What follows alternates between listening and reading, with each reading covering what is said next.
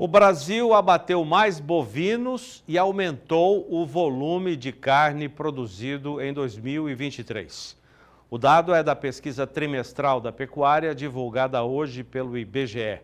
No ano passado, foram abatidas cerca de 34 milhões de cabeças de bovinos sob algum tipo de serviço de inspeção sanitária. Na comparação ao ano anterior, a alta é expressiva, 13,7%. O resultado foi uma oferta maior de carne ao mercado, fator que contribuiu e ainda contribui para a indústria frigorífica exercer forte pressão nos preços da arroba pagos ao pecuarista. Os pesquisadores dizem que o crescimento nos abates dá sequência à tendência verificada em 2022. Foi o segundo maior resultado obtido no histórico da pesquisa, atrás apenas do registrado em 2013. A pesquisa mostra outro dado que confirma o grande volume de carne bovina ofertado ao mercado no ano passado. A produção de carne, medida pelo peso da carcaça, foi recorde, 8.950.000 toneladas. O abate de fêmeas bovinas aumentou pelo segundo ano consecutivo, 26,6% de alta de 2022 a 2023. O IBGE destaca ainda que o aumento no volume abatido de bovinos no ano passado veio acompanhado das exportações recordes de carne in natura, mais de 2 milhões de toneladas, o que o Brasil exportou. O preço médio da arroba, no entanto, caiu 20% no indicador medido pelo CPEA-Esalq. João Pedro está aqui conosco para comentar esse número que já era esperado, né, João Pedro? Você fez uma análise, você olhar o período que deu a pandemia, segundo semestre de 2019, começou a haver uma recuperação de preço do bezerro. O bezerro começou a crescer o preço dele. O que aconteceu? O criador ele pegou e segurou as fêmeas. Aquela novilha que ele poderia colocar para engorda, ele deixou no campo para cria. Então, essa novilha ficou 2019, segundo semestre, 2020 e 2021. 2021 foi o menor percentual nos últimos anos de abate de fêmea, 33%, das fiscalizadas, né? Então, e sempre o abate abaixo de 30 milhões de cabeças. Então, agora, nós estamos vivendo um momento em que você houve um aumento significativo no abate de fêmeas, consequentemente subiu o total de animais abatidos para 34 milhões de cabeças. O peso médio cai, porque normalmente a vaca tem um peso menor do que o boi, então meio que aumenta o peso médio dos animais abatidos cai. E você teve que a válvula de escape foi a exportação, que é 2.600.000 toneladas de equivalente de carcaça in natura e carne processada. 85%, 87% essa é carne in natura. Isso que ajudou. Caso contrário, o mercado interno não teria condições de absorver todo esse volume de carne e, consequentemente, haveria uma queda mais acentuada do preço da arroba. Já foi grande o volume, né, João Pedro? Foi muito grande, porque o Mato Grosso, e esse ano vai ser grande, porque nesse momento, Mato Grosso, o bezerro vale R$ 8,00 o quilo, um pouco mais de R$ 8,00. Então, o pecuarista vai agora, nesse primeiro quadrimestre, que já também mostra, no primeiro bimestre, já mostra um avanço significativo nos abates, e você vê claramente que a percentual de fêmea está aumentando. Mato Grosso, em fevereiro, deu 56% do abate foram fêmeas. Era para ser um número menor, porque a fêmea tem que ficar no rebanho para repor e tal. E o boi, o macho aliás, não. O IMEA falou que, em função desse grande volume de abates, o Estado registrou o menor número de fêmeas aptas para serem emprenhadas. Então, agora, nesse primeiro quadrimestre, agora vai se dar o toque na vacada. Essa vacada foi colocado o touro em setembro, outubro, a hora que começou a chover, em alguns lados da região, e agora vai ver o quanto que estão cheias. As que estiver vazia, teoricamente, são candidatas a ir para o frigorífico. tendência que, como disse o relatório do IBGE de hoje, foi sentida em 2022 e o que nós tivemos em 2023 foi uma sequência, uma confirmação dessa tendência de 2022, deve se manter em 2024, hoje quase que na unanimidade de analistas, é essa a opinião, que ainda em 2024 teremos uma sequência, não sei se como no ano passado, mas uma sequência ainda positiva de abate de fêmeas. E você vê o primeiro bimestre agora, já os dados que estão sendo divulgados agora, fala-se em 4.600.000 cabeças abatidas agora no primeiro bimestre, janeiro e fevereiro. Isso só teve um número próximo a esse número em 2013, uma coisa assim. O resto foi bem menor nesse período. Então, porque esse período agora a vacada está no canto, não se deu toque,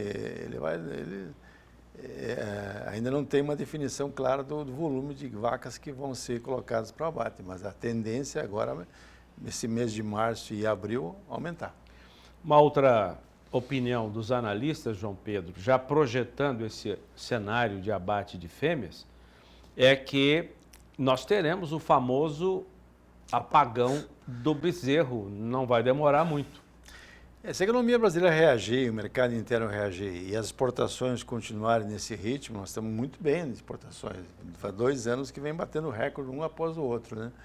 E você vê agora mesmo o fato da China habilitar mais 24 frigoríficos é um fato importante. Não vai, talvez não repercute tanto no preço médio da arroba, mas repercute na questão de volume de carne a ser entregue para eles. Aí você vê os Estados Unidos comprando muito e cada vez mais para produzir carne moída lá, para fazer hambúrguer. Aí você vê alguns países como Emirados Árabes Unidos, que aumentou 315% agora, né, no primeiro bimestre, as importações, passou a ser o terceiro maior importador. Então você vê o mercado, e outros países que o Brasil abriu o mercado, Indonésia, e outros países, México e tal, que não compravam nada, estão voltando a comprar. Então, se o Brasil continuar nesse ritmo e houver uma recuperação do mercado interno, há uma expectativa de uma recuperação do preço da arroba, sim. E com isso, a expectativa da virada de ciclo que muita gente esperava para o final do ano passado, deve ter mais um período grande em 2024. Então, pelo menos esse primeiro bimestre já mostrou isso. Que tem uma forte pressão de oferta de carne, de oferta de fêmeas. Agora, João, a pesquisa trimestral do IBGE, ela trouxe números que mostram que houve aumento em várias espécies, né? Não só de bovinos, você citou que foi o segundo maior volume, né? Só perdeu para 2013, mas teve de suínos também. Vamos ver, tem números aqui para a gente acompanhar mais informações da pesquisa trimestral da pecuária divulgada hoje pelo IBGE. O abate de suínos cresceu 1,3% de 2022 a 2023 e atingiu novo recorde no histórico dessa pesquisa. Foram mais de 57 milhões de cabeças abatidas. Santa Catarina manteve a liderança, o estado responde por quase 30%, quase um terço, 30%, do abate nacional, seguido do Paraná e do Rio Grande do Sul. E lembramos que, João Pedro, Santa Catarina tem ainda a grande esperança por ter sido o primeiro estado livre de febre aftosa sem vacinação, reconhecido internacionalmente, ganhar mercados importantes no Japão e na Coreia do Sul. O Japão e a Coreia do Sul são os maiores importadores de carne suína do mundo, né? E com a China, né? Então, só que no Japão e na Coreia do Sul, eles não importavam do Brasil porque, apesar de não ter a fitose, eles se vacinavam. Agora já tem estados que não têm a fitose, já reconhecida pela Organização Mundial de Saúde Animal, e não estão vacinando, que esses mercados que eles estão procurando, né? Então, esperamos que a gente consiga marcar presença e consiga ampliar. As exportações esse ano, pelo menos nós estamos mostrando aí nos últimos 2 meses, estão crescendo de suíno, né? Estão crescendo. E mesmo com a China com um excesso de produção. A China hoje está produzindo mais de 54 milhões de toneladas de carne suína. Até tem um programa na China para dar uma freada nesse aumento, porque eles fizeram investimentos maciços na criação de suíno de forma industrial, que vamos falar assim, fizeram um edifício para construir, para criar suíno, e conseguem produtividades muito altas, aumenta a produtividade. Não é como era no passado, que tinha muita, ainda aquele suíno criado meio de forma artesanal. Com a peste suína africana, acabou, diminuiu muito. Então, o chinês está produzindo mais do que ele produzia antes da crise, né? Só que isso impactou em termos de rentabilidade, porque os caras fizeram investimentos, o ano passado, ainda no primeiro semestre, o preço do farelo e do milho estavam mais altos, complicou um pouco a vida desses investidores. Hoje o governo chinês está preocupado em que não haja uma expansão tão significativa na produção de carne suína, porque pode derrubar o preço e complicar a vida financeira do pessoal lá que investiu nessa área. Agora, João, por que você acha que aumentou um recorde nos abates de suíno? De olho no mercado externo? O suíno no Brasil está aumentando ano após ano a participação no mercado brasileiro. O consumo per capita está aumentando. Nós estamos falando hoje de mais de 15 quilos por habitante ano no Brasil. E de outro lado, antes você não tinha oferta de carne suína fresca, né, meio à vontade. Hoje tem. Hoje vai açougue, você tem no supermercado, tem carne congelada, vários tipos. Tem uma riqueza muito grande de oferta. Tem lombo, tem picanha, tem tudo suíno. E esse suíno é uma carne com alto teor de pouca gordura e alto teor de proteico. É uma carne barata. Você compra filé de suíno a 20 e poucos reais, 22, 23. Então, criou o mercado interno. Associado a isso, o Brasil se beneficiou da questão de problemas de saúde animal, no suíno, no caso específico da peste suína africana.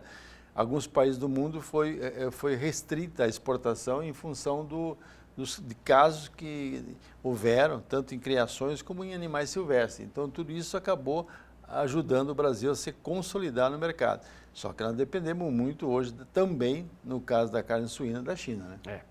Frango. A pesquisa do IBGE mostrou também o seguinte: o abate de frangos no ano passado foi o maior da série histórica. Então já vimos que o suíno foi o maior, bovino foi o segundo maior, frango o maior da série histórica. Mais de 6 bilhões e 200 milhões de frangos abatidos, com alta de 3% na comparação a 2022. Já tinha sido um ano de abate muito grande. Os abates aumentaram em 13 das 25 unidades da federação. O Paraná seguiu líder no ranking dos estados. A indústria paranaense abateu 34% do total nacional. Impressionante essa indústria do Paraná. 34% do total nacional, seguido por Santa Catarina e Rio Grande do Sul. Os 3 estados respondem por 60% do processamento de carne de frango no país. No carne de frango, são 2 razões básicas, né? Primeiro é a capacidade que o Brasil tem de aumentar a produção, né? Nós estamos hoje passando as 15 milhões de toneladas de carne de frango, né? Exportando quase que 5 milhões, bem próximo de 5 milhões de toneladas. Nós somos o maior exportador longe do segundo, que são os Estados Unidos. E o Brasil tem condições porque 70% do custo de produção do frango está em cima do milho e do farelo de soja, 2 coisas que nós produzimos e bem aqui no Brasil. O ano passado foi um ano bom, caiu o preço do milho ao longo do tempo e a soja também. Ela começou no início do ano com 150, veio para 110, 120, caiu o preço, consequentemente caiu o preço do farelo. Então você tem. E outra coisa, o sistema no Brasil integrado, ele permite que você tenha um aumento significativo ou uma redução significativa na produção. Se o pessoal, os frigoríficos, avaliarem que nos próximos 30, 40 dias vai haver um excesso de carne, o que eles fazem? Pegam ovos férteis, ao invés de incubarem, eles colocam no mercado, vende o ovo como ovo, para fonte in natura.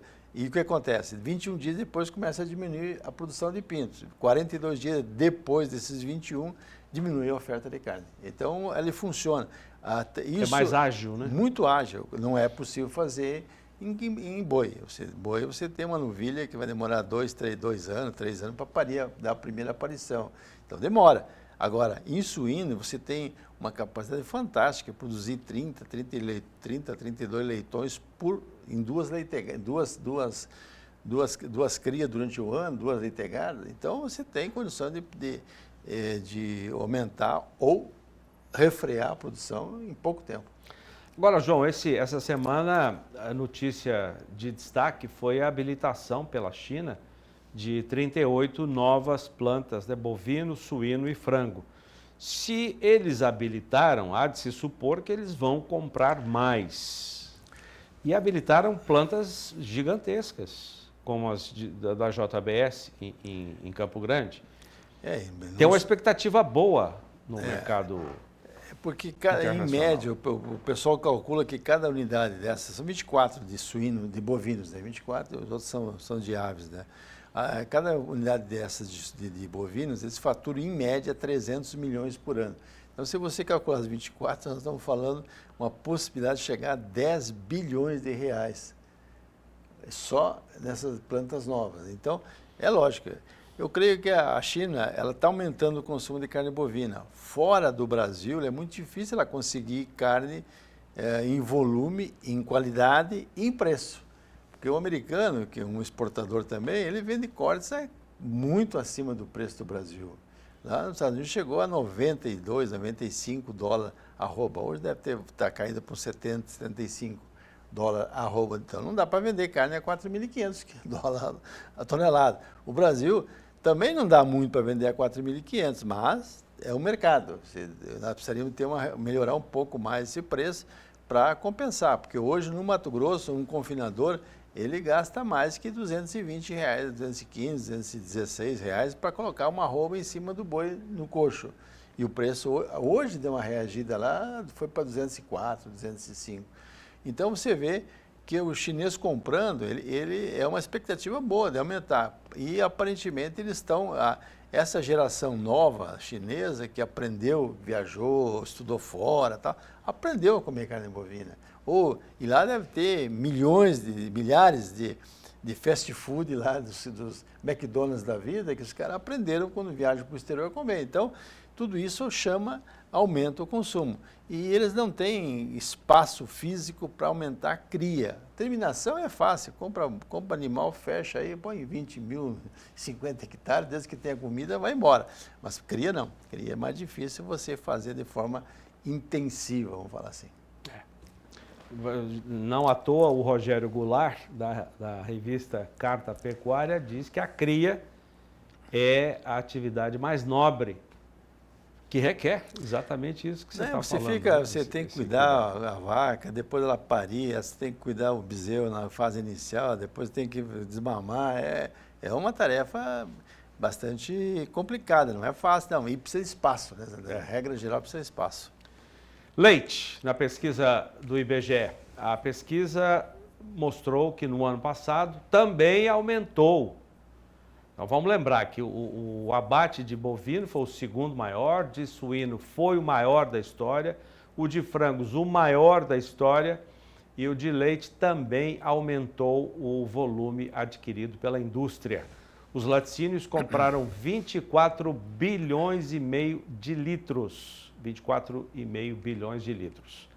O aumento de 2,5% veio após 2 anos de queda na aquisição. Além do volume adquirido, para a gente ter uma noção do que entrou de leite no mercado o ano passado, além dessa aquisição, a oferta de lácteos aumentou com a importação da Argentina e do Uruguai, que venderam derivados a preços competitivos na comparação com os do produto brasileiro. Minas Gerais segue líder na aquisição de leite. O estado responde por quase 1/4 de toda a captação nacional. Isso, evidentemente, na indústria que tem a sua inspeção federal. Então, o grande problema do leite foi que nos últimos 6 meses o pessoal paga para trabalhar, né? O custo de produção aumentou e eles não conseguem reputar um preço. Agora, por causa está vendo uma pequena recuperação do preço. Em parte, não é que seja só por causa disso. As importações de leite foram significativas, né? Porque o leite ele não vai importa muito leite em pó e a reclamação dos produtores de leite que eles importam o leite em pó e fazem a fluidificação dele para vender ele fluido. Então 1 quilo de leite em pó dá 10 litros de leite. Então, com o preço do leite em pó no mercado internacional caiu muito, você derrubou o preço do leite captado aqui no Brasil. Isso deixou uma situação do setor leiteiro dramática. Nós fizemos algumas matérias durante o ano passado, entrevistando liderança do setor de leite e alguns políticos também, que representam a bancada da pecuária de leite no Congresso, os caras reclamando. Parece que essa questão da fluidificação, de comprar leite em pó para transformar em leite líquido, fluido, parece que diminuiu. Agora, você tem uma pressão muito grande em cima de queijo mussarela, que é um grande consumo no Brasil, onde você entra com queijos da Argentina, do Uruguai, especialmente porque não tem tributação. Outro destaque da pesquisa do IBGE, no ano passado, a produção de ovos de galinha superou 4 bilhões e 200 milhões de dúzias, de acordo com a pesquisa do IBGE.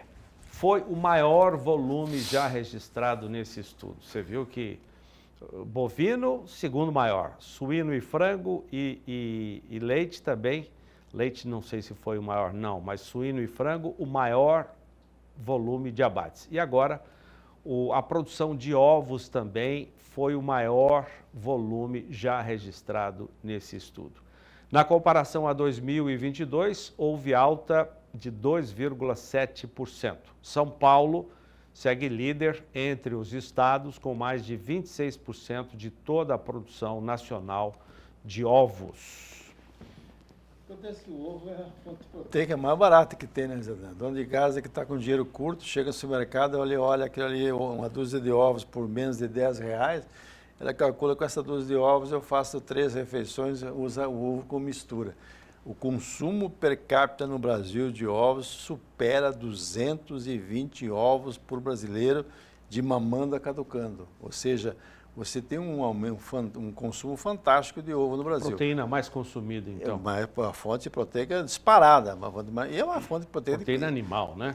E uma fonte que você hoje, além da questão do consumo dele, aí, você tem uso muito no uso industrial. E também o Brasil está começando a abrir mercado lá fora para exportação também de ovo.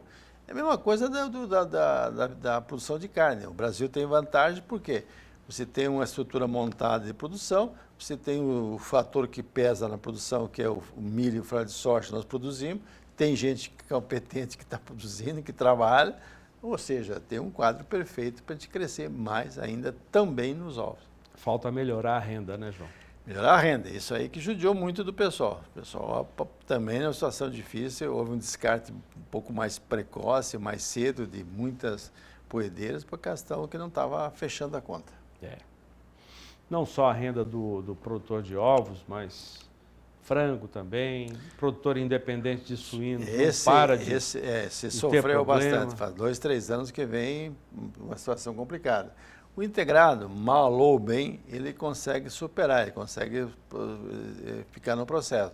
O independente muitas vezes é obrigado a parar mesmo.